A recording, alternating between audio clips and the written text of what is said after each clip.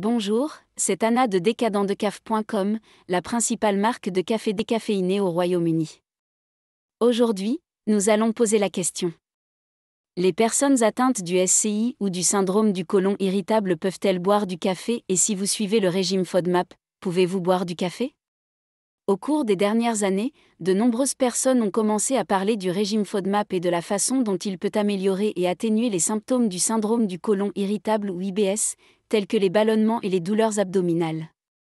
Tout d'abord, qu'est-ce que le régime FODMAP? Le régime FODMAP a été créé en Australie et est de plus en plus connu dans le monde comme un régime efficace pour gérer les symptômes du SCI. Il serait efficace à environ 70% car le régime FODMAP améliore les symptômes intestinaux. Le régime FODMAP est un régime alimentaire complexe, il est donc important que vous receviez des conseils de qualité sur la façon de suivre correctement le régime FODMAP, de préférence d'un diététicien agréé.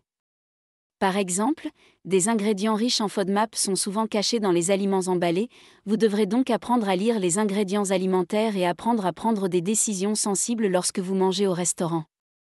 Alors, les personnes atteintes du SCI ou du syndrome du côlon irritable peuvent-elles boire du café?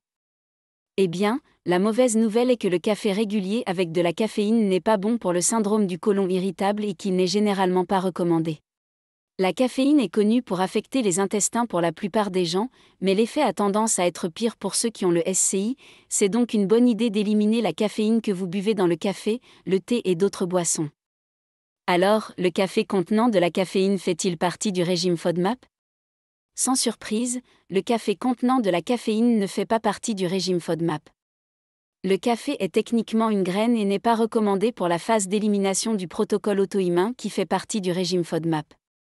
Ainsi, si vous suivez le régime FODMAP et que vous suivez un protocole auto-immun strict, il serait sage de renoncer au café caféiné régulier pendant la durée de l'élimination.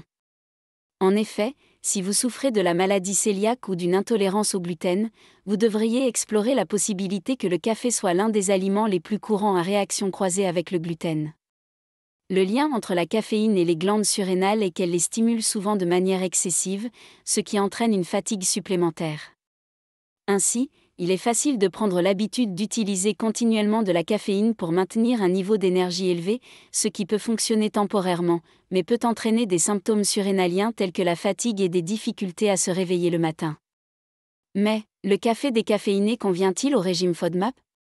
Le café décaféiné convient à la plupart des personnes souffrant du syndrome du côlon irritable car il ne contient presque pas de caféine.